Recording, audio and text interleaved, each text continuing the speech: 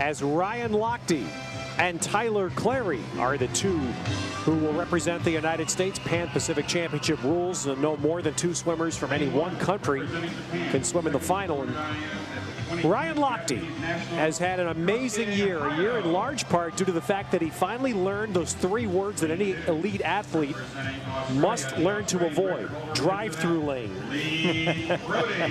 And he talks about it. His diet is cleaned up completely, his fitness level unparalleled for him, and the performance has followed, as you see Lochte and Clary in 4 and 5. And Tiago Pereira has kind of been a great supporting actor in the 200 IMs through the years. 4th in Beijing, 4th in the Worlds. So Ryan Lochte trying to make it 6 golds in 6 events here. Tyler Clary bumped Phelps in the 400 IM, bumped Aaron Pearsall in the backstroke, and Tyler Clary said, "Don't call me a spoiler, call me a change, a refreshing change." He's earned it. Yeah, he has, and it could be right now the 3rd best all-around swimmer in the world today. And Michael's right there at the finish line, watching the finish of this race. And he has a reason to watch here. You heard him reference it with Alex, because the World Championships in Shanghai will be determined by the Nationals 2 weeks ago and by this event. So Phelps is hoping that his time, 1:55.94, holds up. If Tyler Clary can beat that time in this race, then Phelps will be knocked out of this event in the Worlds. And that would be a stunner. No matter how you look at it, when Michael Phelps is not going to swim either IM at a World Championships, even though it did happen last summer. He didn't swim either IM, but that was a choice.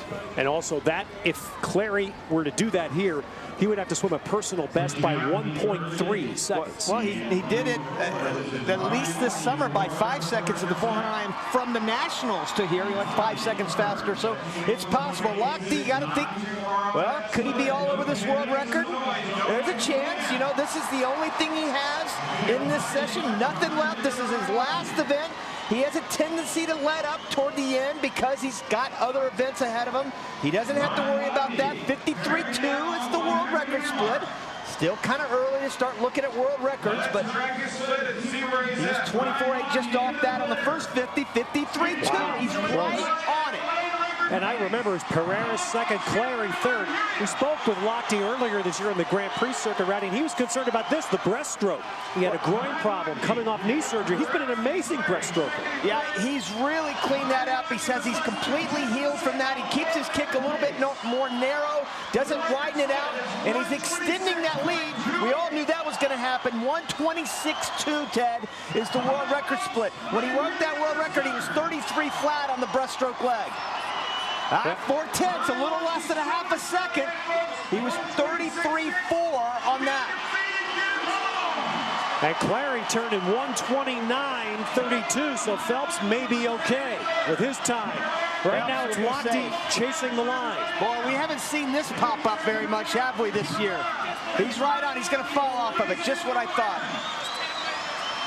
He'll come home with an amazing win, and Clary is fighting Pereira for 2nd, 1:54.43, and Clary does get 2nd, but 1:57.61.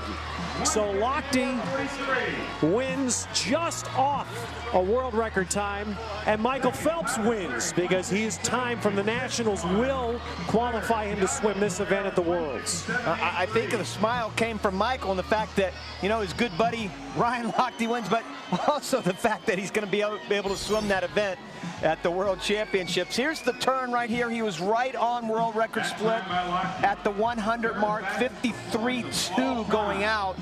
And that's what his world record split. Nice tight turn there. He just looked relaxed. He looked sharp, and he's looked that way the entire competition.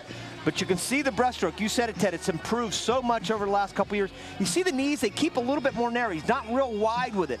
Very strong on the end of the kick, though.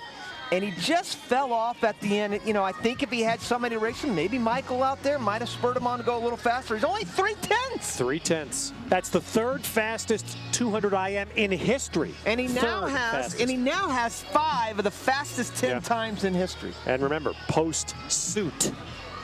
And Michael Phelps, because the internal competition between these two is going to be something to watch, isn't it? over the next 2 years. Lochte, Clary, and Tiago Pereira from Brazil takes the bronze. Ryan Lochte perfect at the Pan Pac. 6 golds in 6 events. He's with Alex. So Ryan, just off of your world record time, what was the goal coming into this race? I mean, I wasn't really focused on getting the world record or anything. I was just focusing on my race and just racing tough. Describe how the race felt to you. I mean, I felt good the whole way until about the last 20 meters of freestyle. And then all those races I did this meet kind of hurt. 6 golds despite that. How will you remember this summer? It's just a stepping stone for the next 2 years, so I'm just getting ready. A stepping stone to what?